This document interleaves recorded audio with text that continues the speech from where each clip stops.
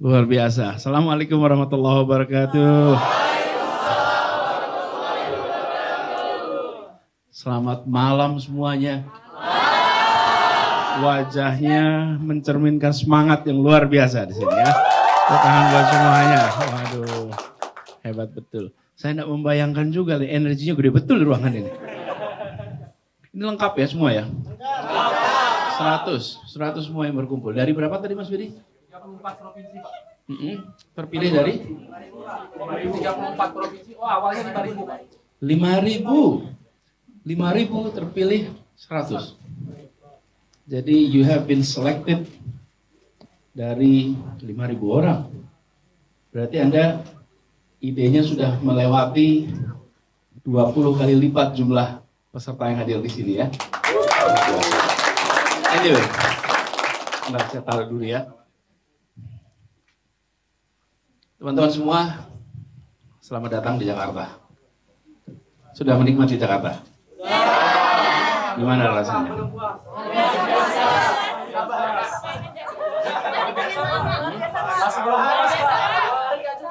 Dua hari nggak cukup.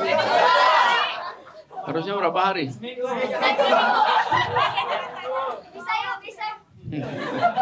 Iya ya, pasti panjang. Abang, sempat kemana aja jadi tadi? Kemarin.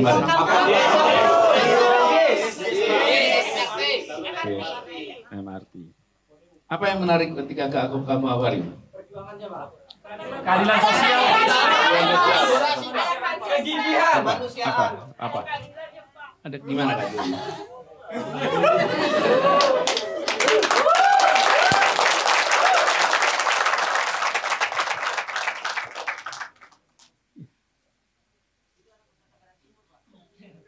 Ada mikrofon, biar cerita sedikit.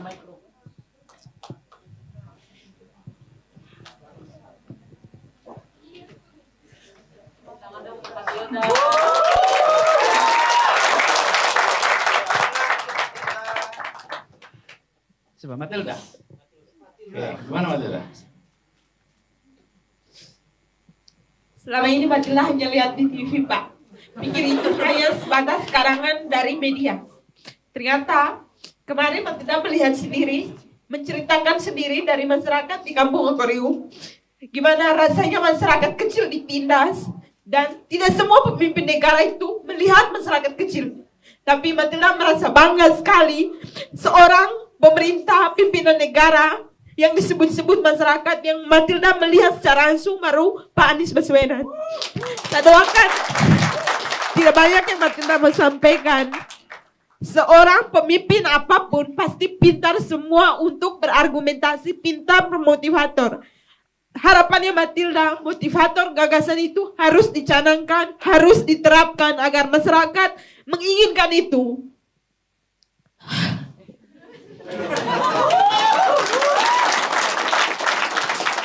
Karena Matilda merasakan sendiri, selama ini hanya lihat di TV, oh Jakarta itu ibu kota, pasti masyarakatnya pada bahagia-bahagia kan. Karena pimpinan negara, presiden, pejabat-pejabat tinggi itu semuanya ada di Jakarta. Ternyata masih ada saudara kami yang ada di Jakarta ini masih diintimidasi.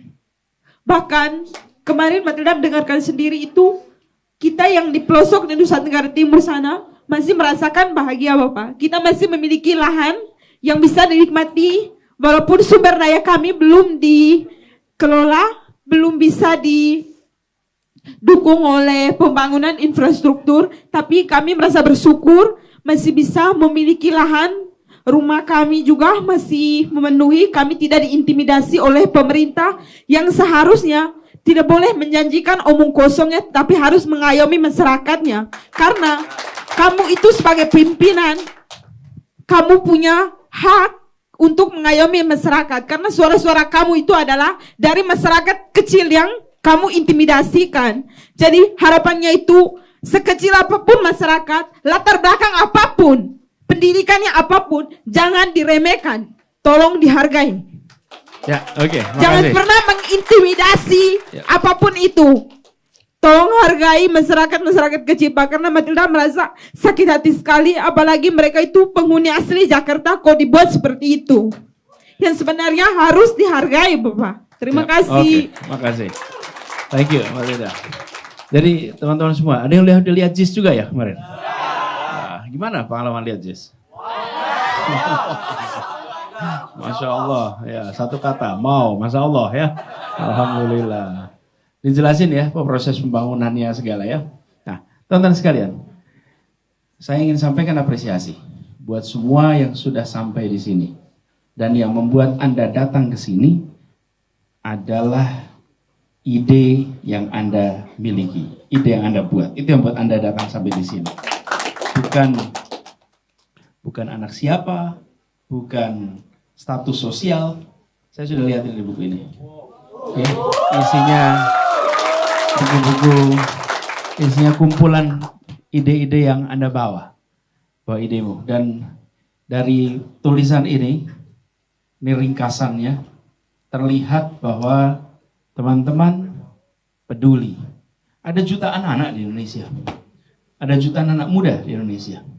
Dan ketika kita lihat siapa yang dalam hidupnya, dalam waktu yang dimilikinya, memikirkan dirinya saja atau memikirkan masyarakatnya juga. Tidak bisa dipungkiri, masing-masing kita memikirkan bagaimana masa depan. Karena Anda punya lebih lama besok daripada kemarin. Jadi Anda masih panjang perjalanan, maka itu Anda pikirkan masa depan untuk Anda. Tapi pada saat yang sama, Anda memilih untuk memikirkan masa depan di masyarakat tempat Anda tinggal dan berkarya untuk ke depan. Di situ luar biasanya Anda semua di sini. Nah, karena itu saya ingin sampaikan apresiasi, terima kasih di saat mayoritas yang lain memilih diam, tak banyak berbuat, menikmati. Anda memilih untuk turun tangan langsung. Anda memilih untuk memikirkan masyarakat langsung dengan semua karya-karya yang sudah Anda buat ide. Jadi Anda datang ke sini karena prestasi. Anda datang ke sini karena ide, gagasan. Dan teman-teman, ini adalah sebuah republik yang dibangun lewat ide, gagasan. Asal mualanya dari situ. Jadi ini bukan sebuah negara, bukan sebuah bangsa yang dibangun semata-mata karena warisan masa lalu, bukan. Ini adalah sebuah negara, sebuah bangsa yang dibangun karena ide tentang masa depan, bukan semata-mata masa lalu. Dan ide itu dibawa oleh anak-anak muda. Yang berkumpul di tempat ini ada yang dari Sulawesi Utara. Bahasa ibunya apa? Minahasa. Ada yang dari Nusa Tenggara Barat. Bahasanya apa? Sasak. Ada? Bahasa Samawa.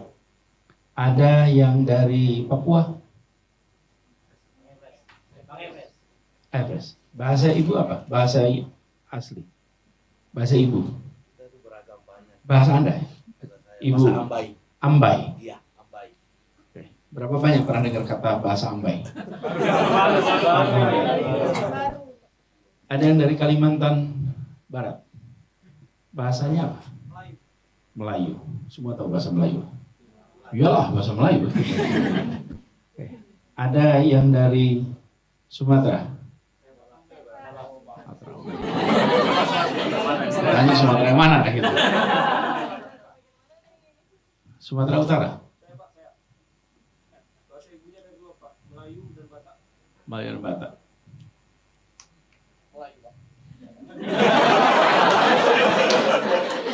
Sumatera Selatan. Ya. Melayu, Pak. Melayu. Melayu. Sumatera Barat. Minang. Tonton semua. Bayangkan Anda di tahun 1900-an ketemu dengan sebuah wilayah Nusantara dengan bahasa yang bervariasi. Lalu mereka muncul dengan gagasan namanya Sumpah Pemuda. Itu ide, bukan? Ide. Mereka bawa ide, kumpul anak-anak muda itu. Lalu mereka menyepakati 3 hal. Ingat ya kesepakatannya? Sederhana sekali. Apa kesepakatan itu? Tanah air Indonesia, lalu berbangsa, satu bangsa Indonesia. Kemudian ketiga, bahasa persatuan, bahasa Itu yang dahsyat tuh bahasa persatuan. Bila mereka tidak memiliki ide itu, bila mereka tidak membawa idenya masa itu untuk memiliki bahasa persatuan bahasa Indonesia, hari ini kita berkumpul dan di ruangan belakang sana ada penterjemah untuk setiap kita. Ya, saya akan bicara bahasa Jawa. Nanti ada bicara bahasa Minang. Ada yang akan bicara pakai bahasa Ambai. Ada pakai Bugis. Sebutlah bahasa Aceh. Semuanya. Apa teman-teman? Yang terjadi? Yang terjadi adalah perasaan kesatuan, perasaan bersama, kesamaan itu tidak hadir. Itu hadir. Dan teman-teman di sini ada di Jawa Tengah enggak? Ada. Bahasanya apa? Ya, di Jawa Tengah apa bahasanya? Jawa. Ada? Bahasa Jawa. Coba Anda perhatikan. Ada? Ya, ngoko. Bahasa Jawa. Apa teman-teman sekalian? Yang menarik. Dari sisi jumlah, yang memiliki proporsi pengguna terbanyak adalah bahasa Jawa.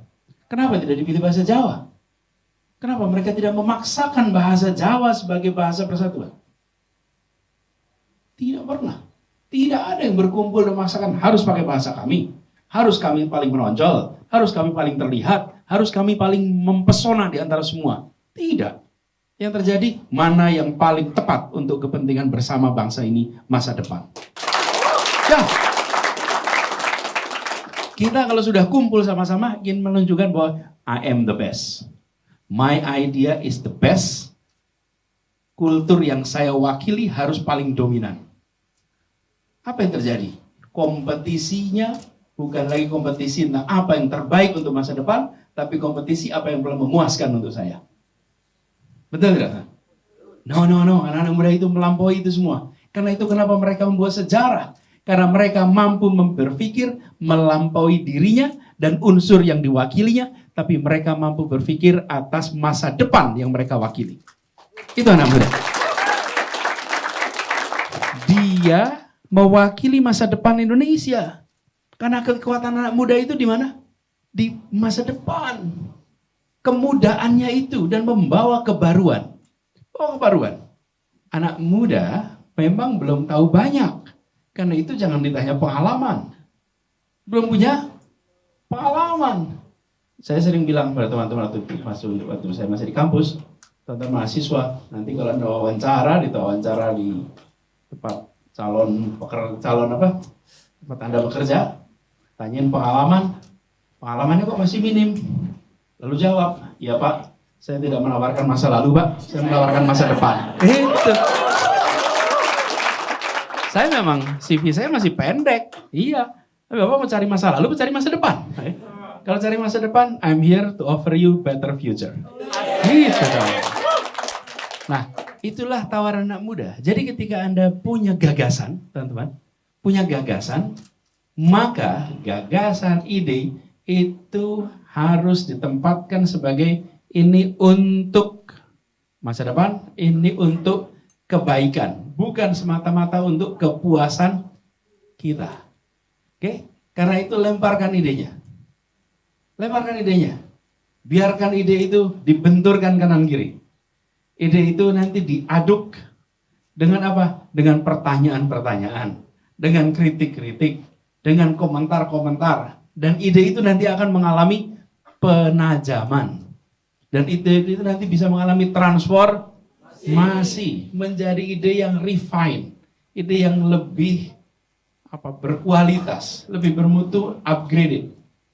Nah, ini teman-teman hanya bisa terjadi kalau kita mau berbagi idenya. Tapi kalau kita tidak berbagi ide, nggak akan selesai. Nggak akan selesai.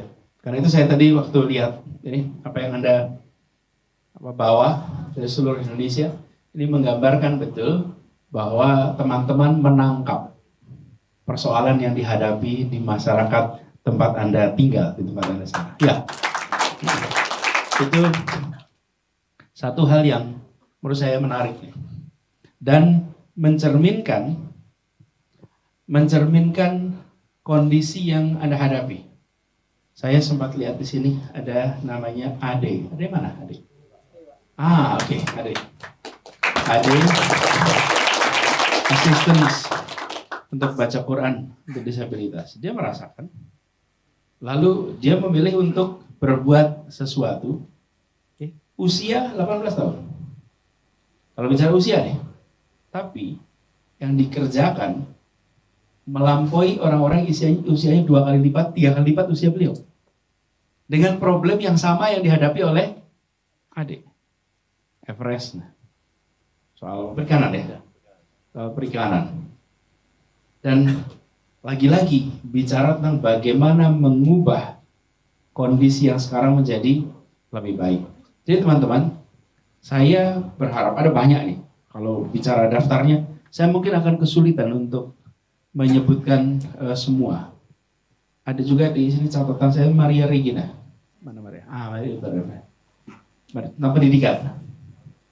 Ini yang kita kerjakan di sini adalah usaha untuk membuat terobosan perubahan itu grounded sesuai dengan kondisi yang ada di masyarakat. Nah, saya ingin bergerak lebih jauh lagi tentang ide ini. Anda tadi siang sempat diskusikan ya, apa masalahnya apa sudah masalahnya itu? Perumusan masalah kalau tidak salah tadi. Apa? Framework, program framework. Kemudian ada output, ada outcome, ada impact yang dirumuskan. Lalu ada nilai ya, semua di situ. Values. Nah, saya ingin cerita sedikit teman-teman, bahwa memiliki ide itu penting, punya gagasan itu penting. Apalagi kalau baru itu lebih penting lagi. Tapi yang tidak kalah penting adalah ide kebaruan itu dilaksanakan, dieksekusi dan menjadi kenyataan. Benar tidak? JIS itu ada dalam imajinasi. Dan ada dalam imajinasi jutaan orang di Jakarta. Bahwa satu saat kita akan memiliki stadion bertaraf internasional. Itu dalam imajinasi. Tapi ujungnya harus dieksekusi jadi barang tuh. Harus jadi barang.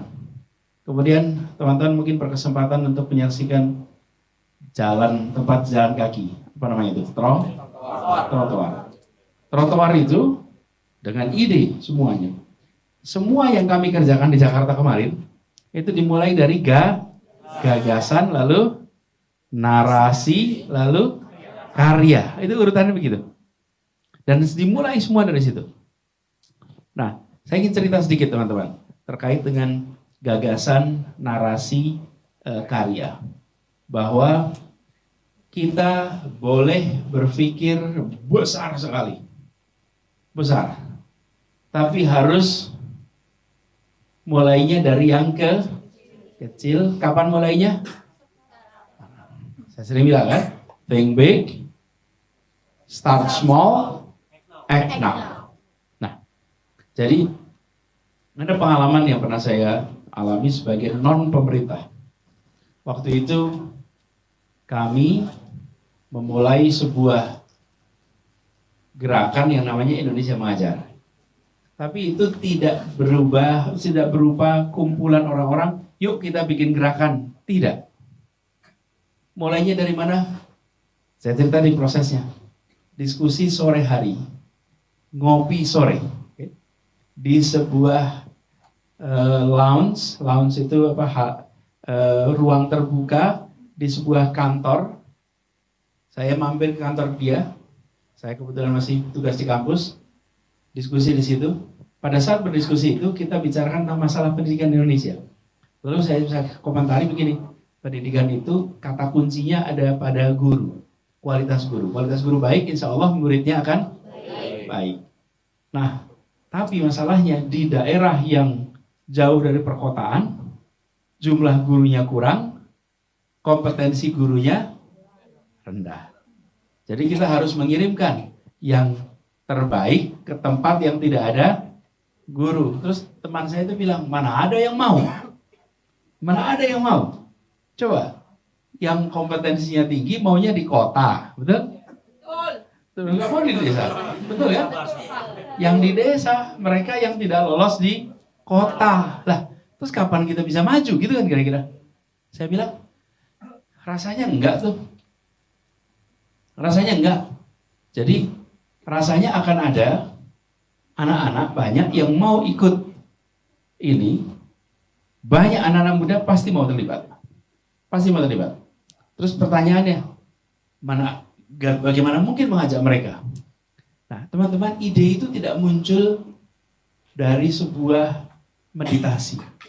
Ide itu muncul dari interaksi. Nggak muncul, merenung, cling, keluar ide. Nggak ada itu.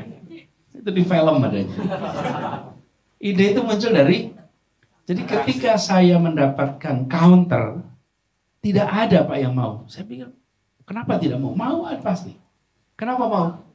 Banyak orang tidak mau menjadi guru di daerah yang sulit secara geografis, karena dia harus seumur hidup di sana.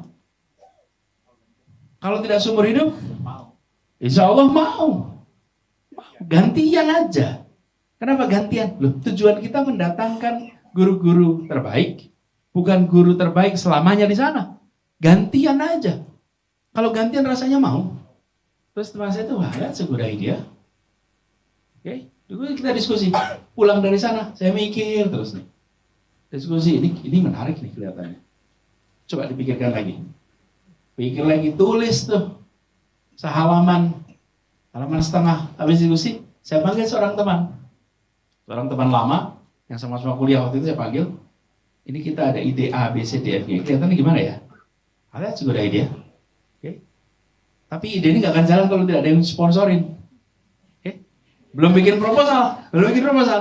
Saya cari seorang teman pengusaha yang bekal rezekinya cukup banyak nih. Saya ketemu dia. Saya tanya, mau nggak bantuin untuk bikin sebuah kegiatan ini? Belum ada nama Indonesia Mengajar, belum ada itu semua. Apa, kirim guru ke pelosok? Oke. Apa yang bisa dibantu? Siapin kantor gitu. Kantor, siapin pendanaan. Dia bilang ini menarik nih. Dia masukin dah CSR aja. Siapin. Lalu saya mencari teman-teman, ada 7 orang pertama, saya undang. Terus dijadikan apa? Dia itu dijadikan pegawai di perusahaan tempat teman saya bekerja.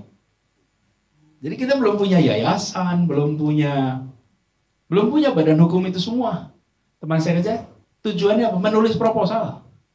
Bertuju di sana, disiapin kantor, disiapin ruangan, dipinjemin alat-alat, terus mereka biayanya ditanggung oleh perusahaan tempat teman saya bekerja. Udah, ide itu dimasak di situ. Apa teman-teman? Undang banyak orang. Untuk apa? Mengkritik ide ini. Semula gagasannya mengirimkan 2 tahun. Setelah diuji, anak-anak muda dengar 2 tahun tuh, enggak, berat 2 tahun. 1 tahun, oke. Akhirnya muncul dengan ide 1 tahun. Kemudian tempatnya di mana diskusikan panjang lebar. Akhirnya jadi sebuah proposal lengkap dan kemudian dibuka. Dan ketika dibuka, waktu itu kita mengirim 50 orang pertama. Target kita waktu itu dapat 500. Ya kira-kira seperti pendaftaran inilah gitu kira-kira. Okay. Harapannya dapat 500. Yang terjadi adalah pendaftar waktu itu 1.500. Waktu itu 1.500. Dan sesudah pendaftaran, lalu ada yang menarik lagi. Ketika di pendatangan, dari 50 ini, kalau tidak salah hampir 26 itu lulusan dari sebuah universitas, sebuah perguruan tinggi. Kalau untuk guru kira-kira pendidikan perguruan tinggi mana yang paling banyak mau ikut? UPI. Selain UPI mana lagi? UNJ, okay. UNM, UIN. Biasanya alumni masing-masing kan sih. Tahu teman-teman, siapa yang paling banyak? Institut Teknologi Bandung. ITB nih, alumni ITB. Pak Widi ini alumni ITB nih. Bekas ketua presiden mahasiswa di situ teman. Jadi yang paling banyak ITB. Kok bisa malah yang paling banyak itu dari sekolah engineering? Kenapa? Karena kita yakin betul begitu bicara panggilan hati, okay? Bukan soal profesi, berbondong-bondong, dan ketika dites mereka hasilnya paling tinggi, paling baik, paling banyak waktu itu. Berangkatlah itu menghapus persepsi bahwa satu yang mau berada di pelosok adalah mereka yang tidak mampu berada di kota besar. Enggak. Ini orang-orang yang menang di kota besar dan mereka memilih untuk berada di desa-desa kecil yang tanpa listrik di pelosok Indonesia. Jadi teman-teman, ide, ini pada pengalaman kami, ide ini harus dibenturkan. Dan ketika ide itu muncul, maka tuliskan dan siapkan actionnya. Kemudian tuntaskan. Kalau pada waktu itu selesai ngobrol, lalu diskusi, lalu berhenti begitu saja, ya ide itu nggak jadi kenyataan. Dan itu bukan sesuatu yang dirancang, dipikirkan, bikin FGD, tidak. Mengalir, teman-teman. Apa yang kemudian terjadi? Itu muncul 2009, akhirnya dimasak, 2010 mulai pengiriman pertama, dan kemudian seluruh wilayah Indonesia sudah dijangkau. Sekarang ini mungkin sudah lebih dari 1.300-1.400 orang yang sudah berpengalaman berada di pelosok, dan mereka tidak lagi di pelosok, mereka sudah kembali ke provinsi masing-masing. Nah, itu pengalaman saya di luar pemerintahan. Dalam pemerintahan sama.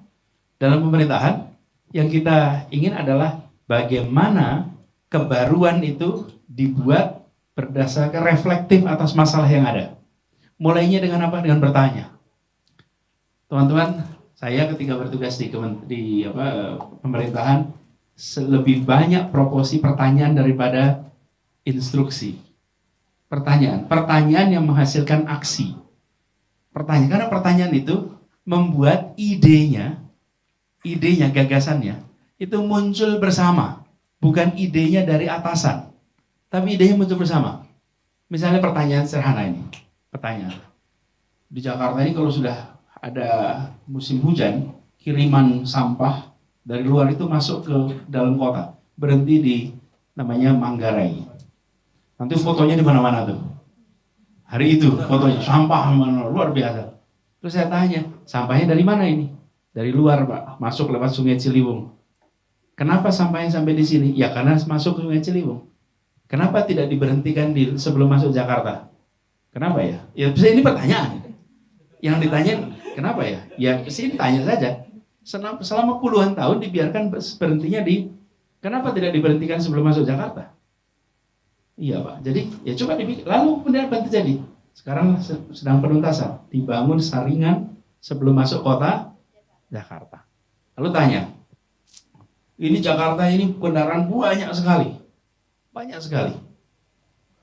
Saya tanya, yang dibangun sama pemerintah fasilitas apa? Jalan untuk siapa? Jalan untuk kendaraan bermotor. Jadi saya tanya, kenapa pakai kendaraan bermotor? Karena itu alat transportasi kita. Jadi sebenarnya saya tanya, alat transportasi apa yang semua orang punya? Ya sekarang semua orang tahu jawabannya kaki. Sekarang serepublik tahu jawabannya kaki. Dan ketika itu pertanyaan pertama kali dilontarkan, semua jawabnya motor. Di ruangan itu jawabnya motor. Yang semua orang punya apa? Motor. Terus saya, masa sih motor? Iya motor. Jumlahnya sekian.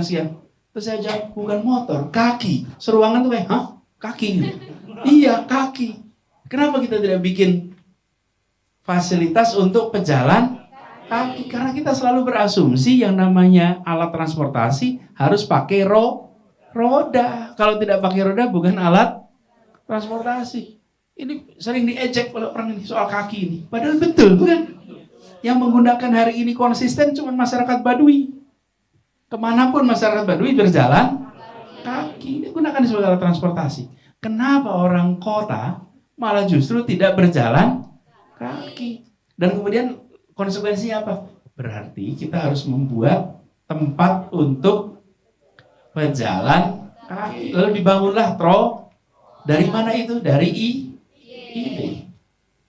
Ide itu muncul dari pertanyaan. Karena itu mulai dengan pertanyaan. Pertanyaan memunculkan jawaban. Jawaban adalah ide yang baru. Jadi teman-teman semua, mengelola lingkungan kita, mengelola masyarakat kita, seringkali bukan dengan pandangan I know everything. Tapi justru I ask everything. Saya tanya segala hal. Saya tanya segala urusan.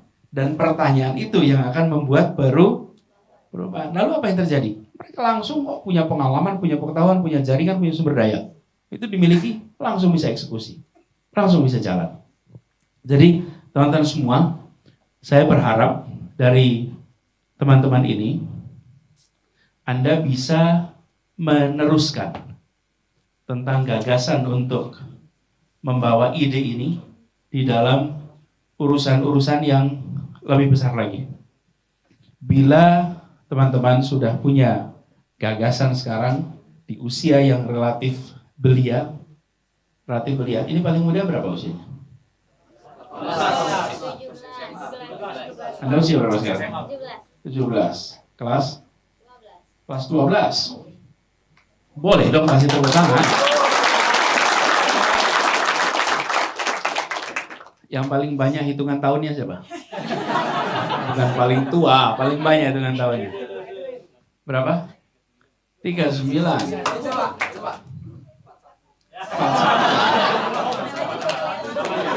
Ini bukan auction.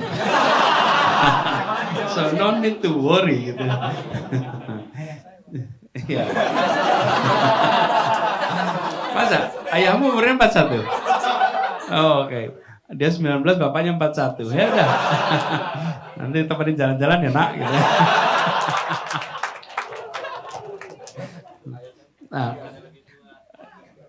Jadi bersyukur kemarin lebih tua ya. Nah, jadi teman-teman sekalian, usia Anda tuh range yang luas ya, 18, 17 ya. 17 tahun ke depan. Nah, kami ingin agar apa yang Anda alami selama berada di Jakarta ini, itu Anda gandakan ke depan. Be champion for change, jadilah garda terdepan untuk perubahan dengan membawa gagasan. Dan teman-teman, membawa gagasan itu tidak bisa kita menempatkan diri sebagai yang paling tahu, yang paling superior, nggak bisa. Harus bisa urutannya gini, kira-kira ya. Anda menyampaikan, kemudian Anda menginspirasi, lalu Anda menggerakkan, gitu kira-kira. Keberhasilannya bukan saat Anda menyampaikan. Keberhasilannya saat Anda berhasil menggerakkan. Itu keberhasilan. Ketika menggerakkan dan kemudian nanti muncul tuh yang tadi disebut sebagai output, outcome, impact. Nanti akan muncul tuh. Tapi harus bisa menggerakkan. Bagaimana cara menggerakkan, teman-teman? Anda harus dipandang sebagai pemimpin. Harus pandang pemimpin. Kalau Anda tidak dipandang sebagai pemimpin, Anda tidak bisa menggerakkan. Bagaimana menjadi pemimpin? Anda punya ide. What makes you a leader? Punya pemimpin. Secara, ya. Lead by example, oke. Berikutnya apa? What makes you leader? Jalanin. Action. Kalau udah punya action jadi pemimpin. Kalau udah berpengaruh jadi pemimpin. Harus ada yang mengikuti. Harus ada yang mengikuti secara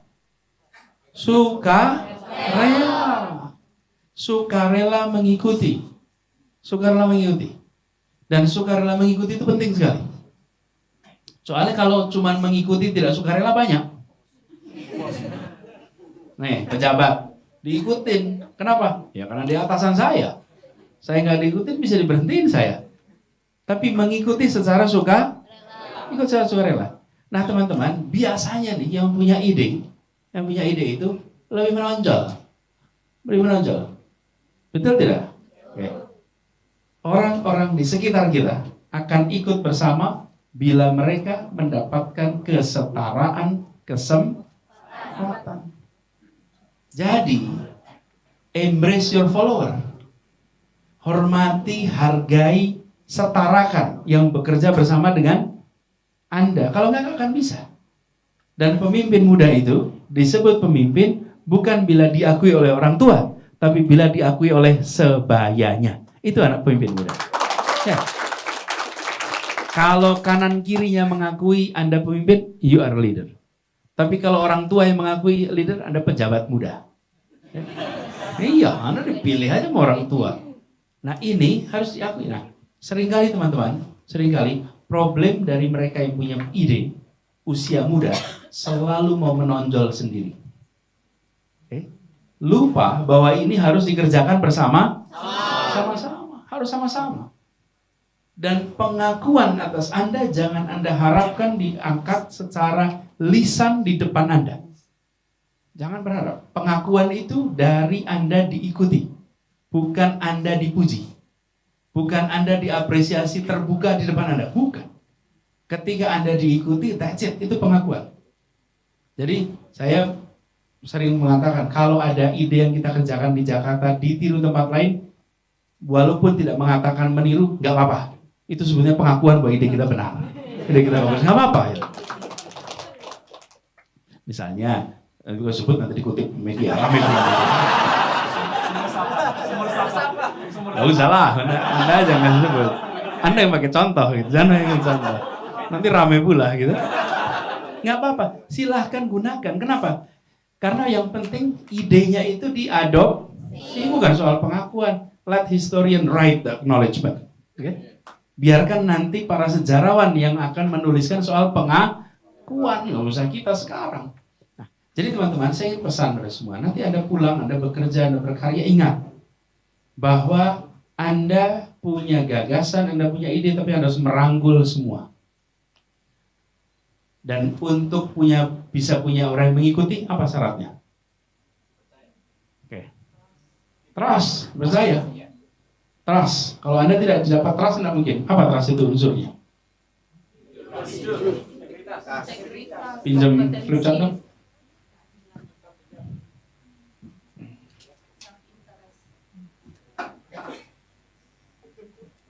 Yang udah pernah baca YouTube-nya saya jangan komentar dulu.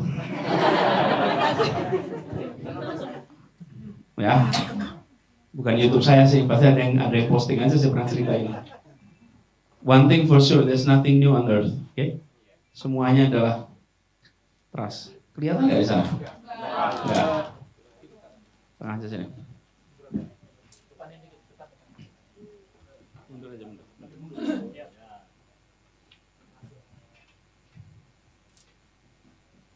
Jadi trust sama dengan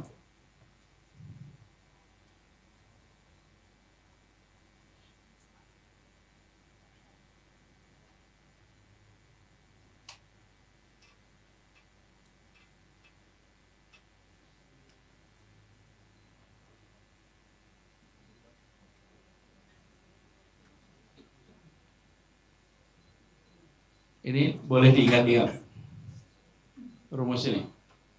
Ini seperti persamaan. T sama dengan C plus I1 plus I2 minus SI. Oke. C ini trust. Maaf, T trust. C apa? Capable. Betul, sekitar itu. Kompetensi. Anda harus punya kompetensi. Kalau orang nggak kompeten, mungkin nggak dipercaya. Nah mungkin. Anda bisa begini. Saya mau pinjam mobilnya. Terus tanya, udah bisa nyetir belum? Belum. Kira-kira dikasih nggak mobilnya? Enggak lah. Kenapa? Ya belum kompeten, bukan? So kompetensi. Yang kedua, I1. Karena I-nya ada 2 nih. Apa? Oke. Apa sih integritas itu? Oke. Jujur, boleh. Apa yang dikatakan sesuai dengan apa yang dikerjakan? Ya, boleh. Ya, jadi bagus itu. Apa jujur yang dikatakan saya kerjakan. Okay. Saya baru saja mencuri, Bu, mahal 500 juta. Saya mengatakan dan saya perbuatkan. Itu integritas. Jadi bukan hanya jujur. Bukan hanya jujur. Jujur saja nggak cukup. Persis. Jujur, benar, tapi memake sesuai dengan nilai. Nilai apa? Nilai moral dan nilai kepentingan publik. Jadi berintegritas itu is not honesty, lain. Kenapa disebutnya integritas coba? Kenapa disebut integrity? Apa sih artinya integrity itu? Apa? Ya integritas ya integrity lah gitu. Terjemahan ya apa itu integrity? Integriti itu seperti jam dinding, Pak Anies. Apa tuh? Dia tetap berputar meskipun tidak dilihat. Jadi jam gitu. Hah? Dia tetap bergerak, bertindak dan berdampak meskipun tidak dilihat. Iya. Ya, tapi itu mengilustrasikan seperti apa kalau orang punya integrity. Tapi apa integrity itu? Utuh, ya. Integrity itu artinya, sering nggak dengar integritas nasional? Artinya apa itu? Keutuhan nasional. Integrity itu artinya utuh. Utuh dari apa? Nilainya, nih. Kemudian pikirannya, actionnya itu inline semua. Karena itu disebut sebagai integrity. Jadi orang berintegritas itu kira-kira begitu. Jadi jangan hanya kalau orang jujur. Tidak, jujur tapi menceritakan pencuriannya bukan berintegritas.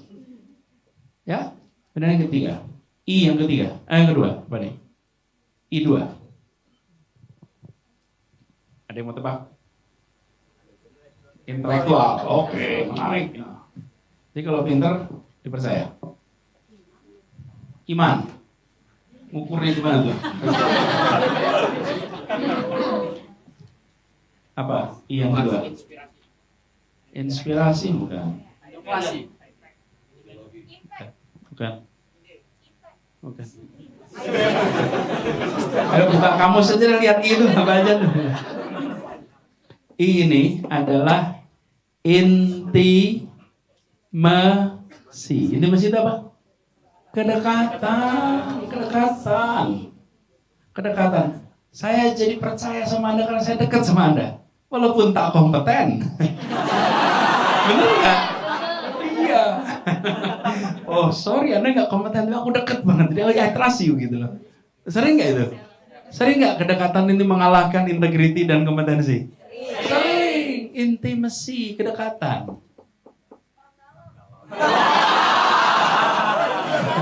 Apa tuh orang malam?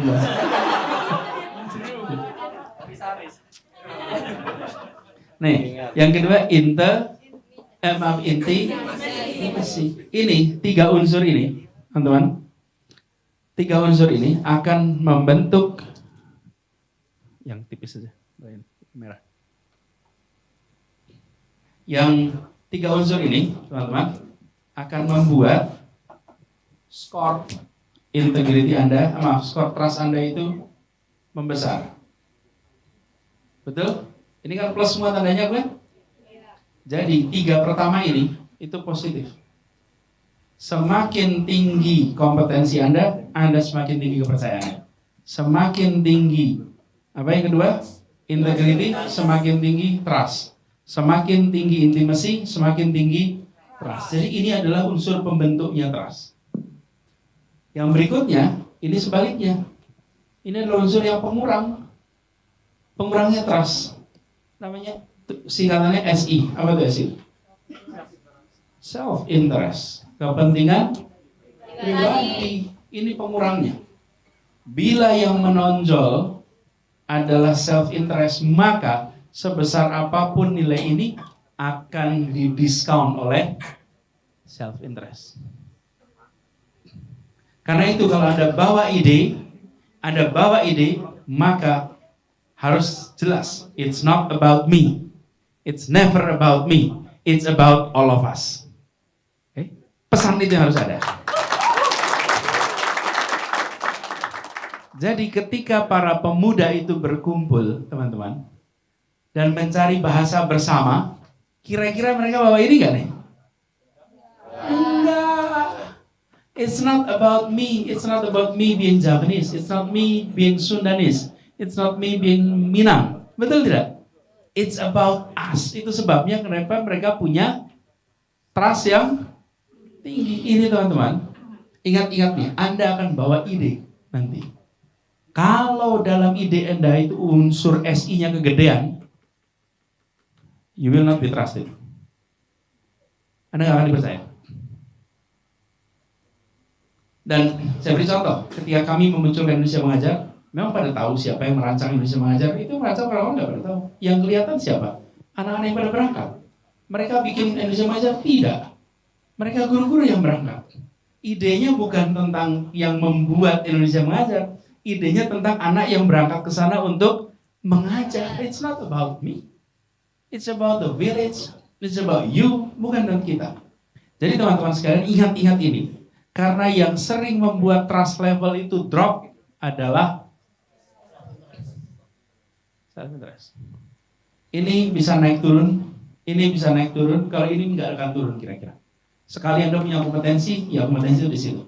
Integrity bisa berubah-ubah, intimasi bisa berubah-ubah, tapi ini faktor pemberat yang luar biasa. Malah di sebagian pakar berpandangan ini bukan pengurang, tapi pembagi. Oke, sebagian rumusnya taruhnya bawah nih. Saya interest dibagi.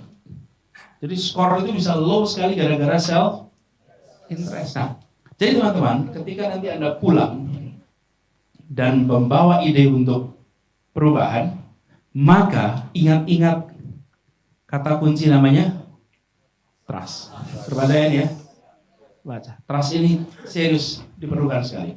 Dan ketika kita punya trust yang level yang tinggi, sesudah Anda punya ini, Anda akan diikuti apa aja. Anda akan diikuti apa aja. Bisa bikin ide lagi. People will follow you. Kenapa? Karena mereka sudah percaya kepada Anda. Trust level yang tinggi. Nah, teman-teman sekalian, kami ingin lewat program ini, teman-teman keluar sana dan mengajak untuk melakukan perubahan. Dengan bawa ide, namanya aja bawa ide, bukan? Ini harus diteruskan. Dan kita berharap nantinya di lewat jalur pemerintahan ataupun lewat luar jalur pemerintahan, ide-ide itu bisa membawa perubahan untuk masyarakat. Itu yang kita inginkan. Jadi tugas berikutnya itu membuat ini menjadi karya nyata. Jangan berhenti pada ide dan gagasan. Ide harus mengubah dunia, tapi tidak otomatis dia bekerja mengubah dunia. Dia perlu orang untuk melaksanakan itu. Teman-teman sekalian, itu yang bisa saya sampaikan sebagai pemantik di sini. Kalau ada yang mau komentar, ada itu boleh. Silakan. Wih, luar biasa semangat. Maluku Utara.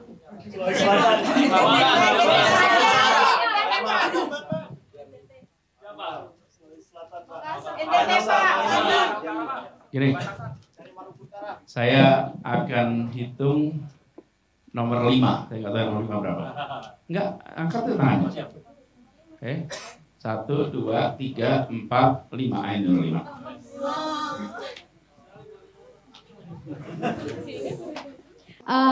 Perkenalkan Bapak, nama saya Zamzam Khalila dari Aceh. Ya.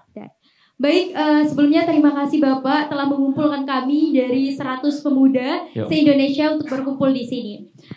Baik Bapak, sebenarnya saya tadi kan nomor 5, saya nggak tahu bilang apa, tapi saya bilang acara ini sangat luar biasa. Terima kasih. Wassalamualaikum warahmatullahi wabarakatuh. Karena excited banget Pak. Ya. Jadi ketika nomor 5, Masya Allah saya gitu. Oke. Terima kasih Bapak. Oke, good. Makasih. Oke. 5 lagi ya, ini urutannya 1, 2, 3, 4, 5. Oke, bawah di belakang. Yang 39 tahun tuh. Baik, akhirnya saya ketemu dengan calon presiden kita. Amin. Pak Anies, saya 2024 mungkin insya Allah jika diamanahkan akan maju. Pertanyaannya, apakah kita yang punya ide itu wajib berada di jalur kekuasaan atau politik?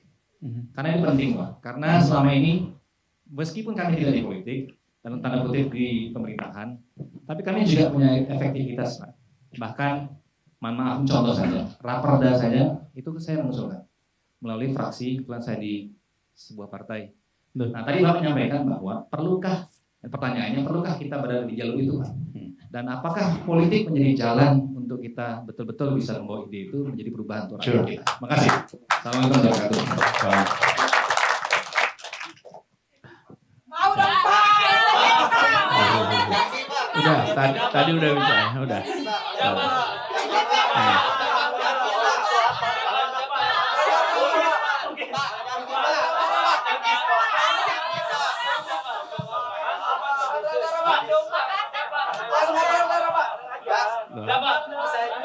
Baju biru.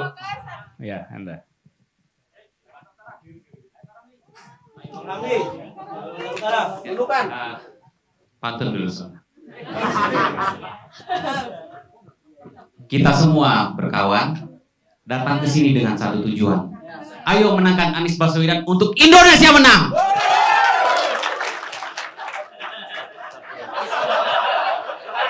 Baik, terima kasih banyak Bapak. Ini merupakan pertemuan kedua. Pada tahun 2017 saya mengikuti kelas Bapak di Forum Indonesia Muda, saya angkatan 19. Wow. Terima kasih banyak. Saya Ramli dari Nunukan, perbatasan dari Nunukan, Provinsi Kalimantan Utara yang berbatasan dengan Indonesia dan Malaysia. Yeah. Sebelum ini lebih menyuarakan aspirasi Bapak ya. Sebelum kemerdekaan sampai hari ini di perbatasan khususnya di Nunukan, Kalimantan Utara dan sekitarnya belum terperhatikan dan belum tersentuh sama sekali. Walaupun infrastruktur itu sudah terbangun, yang kita inginkan di perbatasan adalah bagaimana kami sebagai SDM yang dibangun, bukan infrastruktur sebenarnya. Karena banyak potensi-potensi yang bisa dilakukan di sana. Ya. Nah, pada akhirnya sempat saya membawakan video bahwa Indonesia di dadaku, Malaysia di perutku. Dan ini menjadi sebuah kenyataan yang nyaris sampai hari ini masih terjadi. Ya. Kebutuhan pokok kami 80-90% itu berasal dari Malaysia. Dan per hari ini BBM yang kami gunakan khususnya di wilayah Sebatik itu berasal dari Tau, Bapak. Ya. Dan ini menjadi sebuah hal yang sangat apa idenya? Ide saya adalah melalui tulisan saya yaitu Kartu Saktiku. Karang Taruna siap berbakti untuk semua, dan besar harapan ini bisa diwujudkan melalui Bapak ketika menjadi presiden. Dan harapan terakhir, kami berharap Bapak jalan-jalan ke Kalimantan Utara, dan kami sangat berharap karena belum masuk agenda nih Bapak. Ya.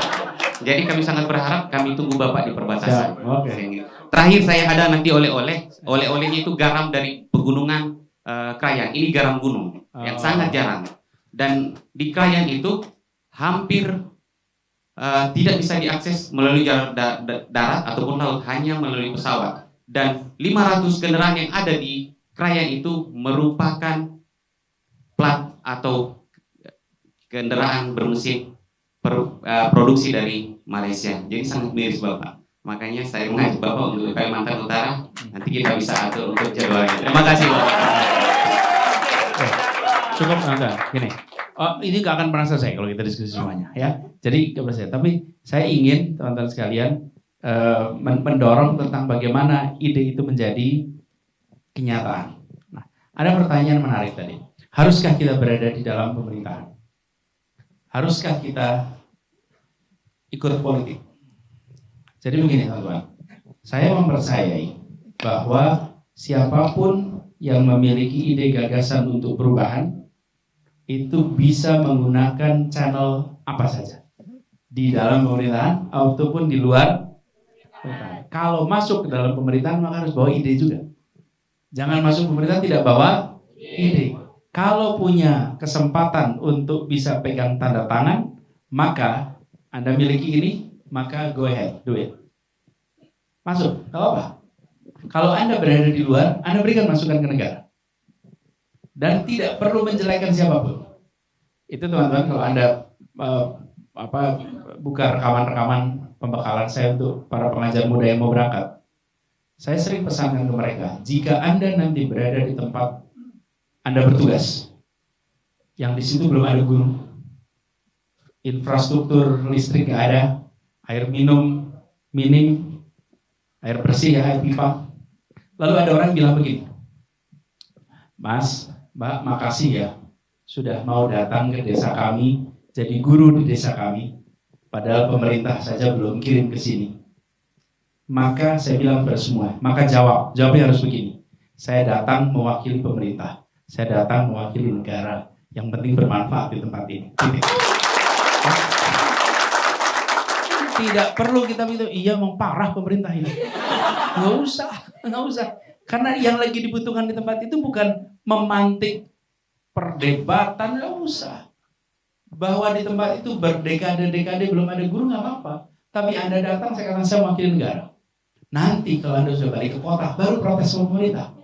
Pak, itu di sana nggak dikirim guru, tapi di sana nggak usah bicara itu.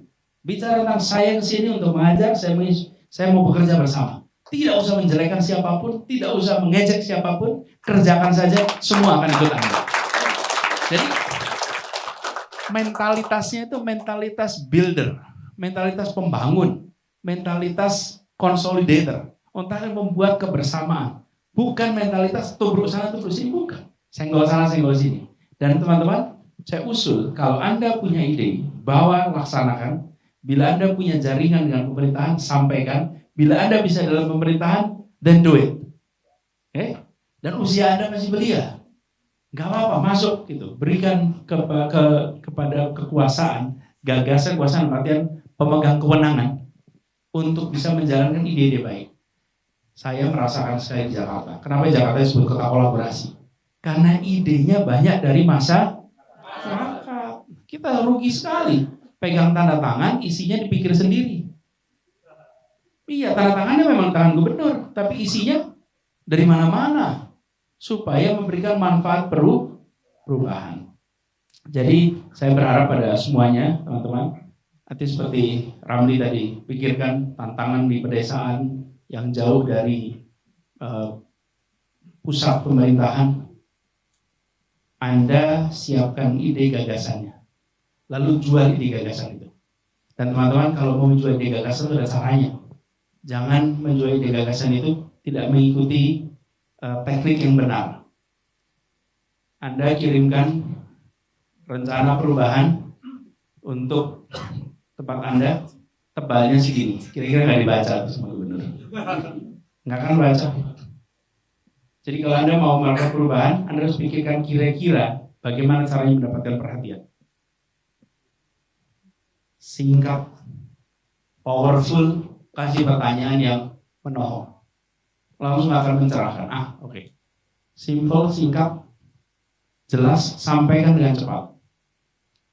Dan ikhtiarkan untuk bisa langsung diterima kepada orang-orang yang pegang kewenangan.